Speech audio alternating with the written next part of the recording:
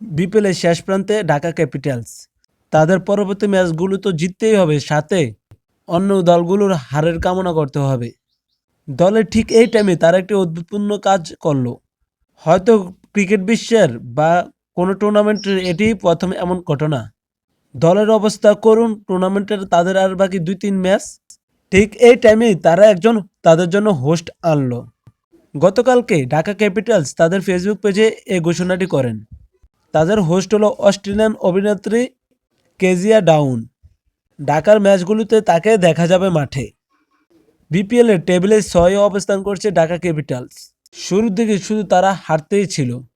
শেষ কয়েকটি ম্যাচে তারা দুর্দান্ত কিছু জয় এনে দেয় ঢাকাবাসীকে। ঢাকা ক্যাপিটালসের পরবর্তী ম্যাচ 29 জানুয়ারিতে বরিশালের বিপক্ষে। খুলনার বিপক্ষে ফেব্রুয়ারির 1 তারিখ তারা তাদের শেষ ম্যাচটি খেলবে। ঢাকা ক্যাপিটালস তাদের সর্বশেষ ম্যাচে চট্টগ্রামের মাটিতে চট্টগ্রামকে হারায়। তাদের ওপেনার তামিম আছেন দুর্দান্ত ফর্মে। লিটনও মাঝে মধ্যে ভালো ক্যামিও ইনিংস খেলছেন। তাদের প্রধান সমস্যা হয়ে গেছে শুরুর দিকে একটানা অনেকগুলো ম্যাচ হারা। কাগজে কলমে সম্ভাবনা থাকলেও ঢাকা ক্যাপিটালসের প্লে অফ খেলার সম্ভাবনা খুবই ক্ষীণ।